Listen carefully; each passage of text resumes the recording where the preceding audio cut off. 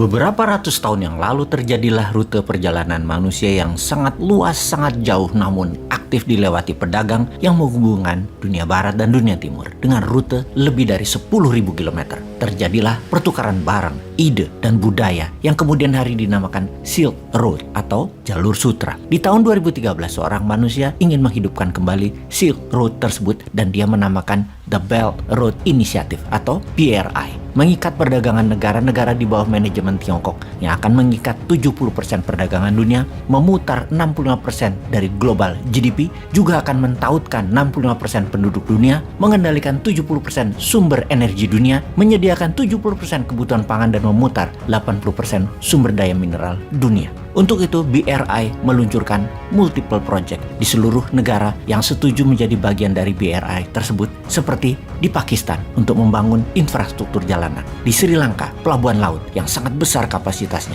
membangun kota untuk warga Tiongkok di Malaysia, hydropower plant di Uganda, jalan bebas hambatan di Serbia, dan itu hanya sebagian kecil dari apa BRI rencanakan untuk mentautkan dunia. Yang pertama memang jalur distribusi yang dibangun, seperti jalanan, jalur kereta api, shipping line, pelabuhan, pemurnian minyak atau oil refinery, industrial park, pembangkit listrik. Semua telah dibangun di 72 negara yang setuju membangun dengan uang Tiongkok dan jadi bagian dari BRI. Di awalnya, Belt and Road yang dalam arti sederhananya adalah jalan dan ikatan ekonomi dalam propagandanya, namun yang ditakutkan oleh kaum nasionalis adalah sebentar lagi akan ditekankan bahwa yuan sebagai alat bayar, dan ini sudah di atas ekonomi karena mata uang adalah kedaulatan kalau yang paham bernegara. Kemudian ideologi akan masuk melalui budaya, kultur Tiongkok yang menjadi satu pemahaman ideologi politik tentunya, dan ini ditakuti oleh kaum nasionalis. Ideopolitik Tiongkok menjadi bagian dari sebuah negara. Jadi, banyak yang melihat ini adalah super highway atau jalur cepat untuk membuat Tiongkok menjadi negara superpower.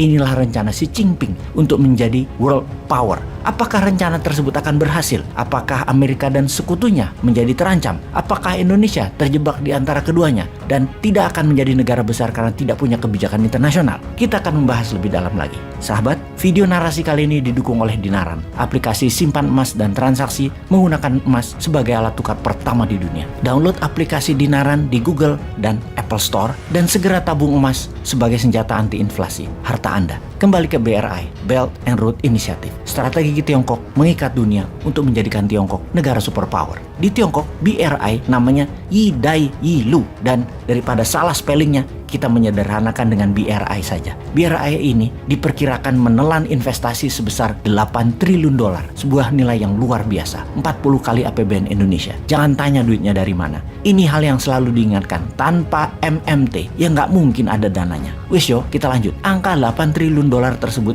di 200 negara, hanya ada 16 negara yang GDP-nya melebihi angka tersebut. Jadi bagaimana kok BRI itu bisa jalan? Negara mana saja yang sudah terikat di dalamnya? Apakah hanya integrasi ekonomi BRI itu, atau akan masuk ke politik sebuah negara yang tidak setuju masuk BRI namun sumber alamnya harus diambil? Maka politik negara yang ditarget, didesain, dimodali agar pemenangnya adalah orangnya BRI. Dan pertanyaan penting harus dijawab segera. Apakah strategi ekonomi BRI ini akan jangka panjang menguntungkan negara yang bergabung atau hanya menguntungkan Tiongkok? Kita akan mulai membedahnya. Kita kembali ke Oktober 2013 di Kazakhstan. Xi Jinping mengatakan pertama kali tentang semangat membangun kembali sejarah masa lalu di zaman modern tentang Silk Road abad pertengahan yang akan menjadi motor penggerak ekonomi di zaman modern ini. BRI diresmikan sebagai Unified Global Market atau penyatuan pasar global mulai dijalankan. Setahun kemudian, Xi Jinping ke Indonesia dan menyatakan yang namanya Maritime Silk Road, di mana jalur laut maritim digadang-gadang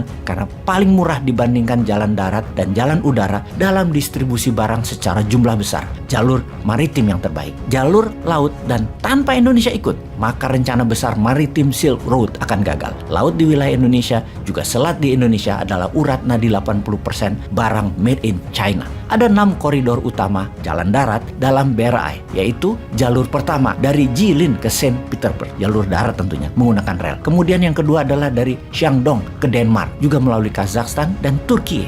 Lalu dari Hainan ke Malaysia, kemudian dari Guangdong ke Bangladesh, lalu dari Xinjiang ke Pakistan. Pakistan vital bagi Tiongkok karena memotong jalur laut menuju sentral Tiongkok, termasuk memasukkan sumber energi dari Timur Tengah. Dan Amir Khan merupakan tokoh seorang pemimpin Pakistan yang disupport oleh Tiongkok. Apa saja yang Tiongkok mau, Amir Khan berikan. Namun sayang saat ini Amir Khan sudah tumbang dan tidak jadi Perdana Menteri lagi. Namun terus menggoyang politik Pakistan di dalam dan luar negeri atas pejabat yang baru, yaitu Perdana Menteri Sharif. Kita fokuskan ke Pakistan dalam BRI karena buckle atau kepala ikat pinggangnya adalah Pakistan. Pakistan bukan saja sambungan darat antara tengah Tiongkok dan barat Tiongkok, tapi ketemu dengan jalur maritim yang melalui Indonesia sisi timur dan melalui terusan Suez di sisi barat. Semua dipul di Pakistan. Pakistan tempat Silk Road bertemu dengan Maritime Road. Posisi Pakistan sangat strategis di Laut Arabia tersebut. Inilah rute alternatif baru untuk oil and gas supply ke Tiongkok. Bagi Islamabad, ini adalah curahan uang masuk ke Pakistan. Di mata Barat, Pakistan dulu bukan pilihan strategis dan Barat shock dengan strategi Tiongkok tersebut. Highway, railway, dan hydropower dibangun di Pakistan dalam skala masif, bernilai setengah dari GDP Pakistan yang senilai 270 billion dolar tersebut. Siapa yang membiayai? Semua disubsidi oleh pinjaman Tiongkok. Sekali lagi, dengan pinjaman Tiongkok. Tiongkok membangun untuk distribusi barang Tiongkok, namun modalnya pakai aset negara lain. Yang membiayai adalah banknya Tiongkok, yang menerima pinjaman adalah pemerintah Pakistan.